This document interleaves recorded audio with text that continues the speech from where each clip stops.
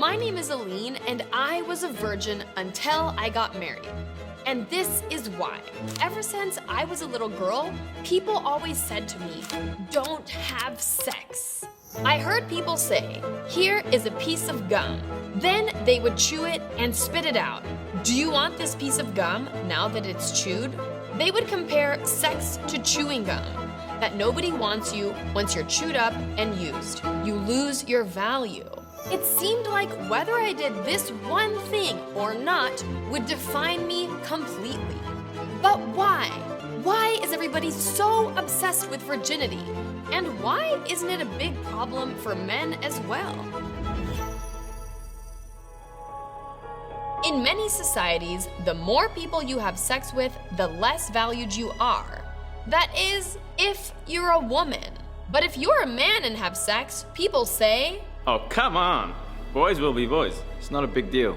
In fact, in many cultures around the world, if you're not a virgin, you can't get married. And sometimes your life might even be in danger. Here's why.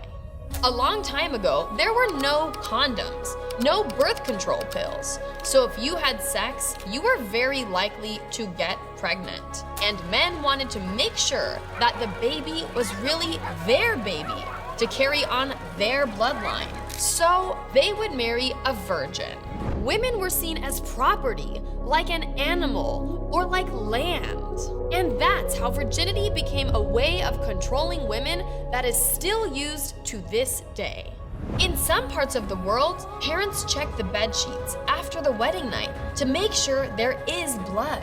Doctors would do virginity tests before marriage, all to make sure that the bride was actually a virgin, because otherwise the families would call off the wedding.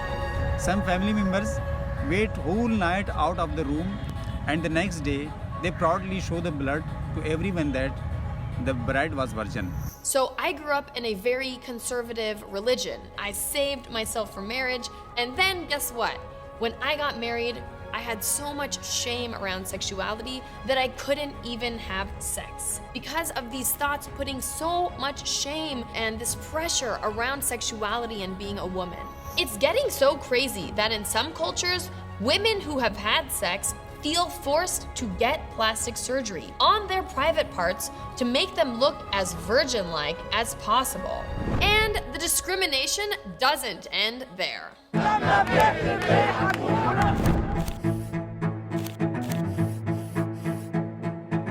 For women who are not virgins in Morocco, it can be very hard to get married. In the island of Kiribati, you could be disowned. And until last year in Indonesia, you could not join the army.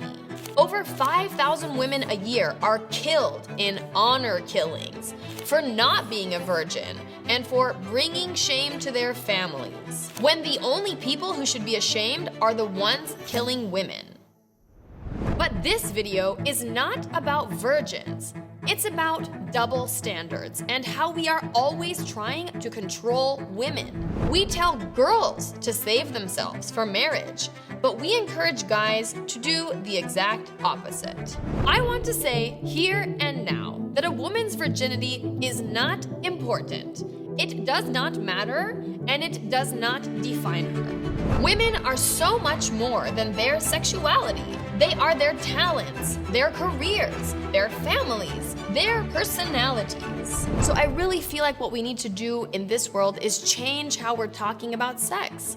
I totally think it's okay to not have sex if you don't want to, but what I think is not okay is when other people are forcing these decisions on you, are forcing the shame on you, when it's happening only to women and not to men.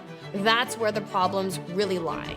But some countries are taking steps in the right direction, like in France, India, or Pakistan, where the governments are taking steps to ban virginity tests and are even considering jail time for doctors who do these tests on women. It will take a lot more than a few laws to change how society views women, but we have to start somewhere.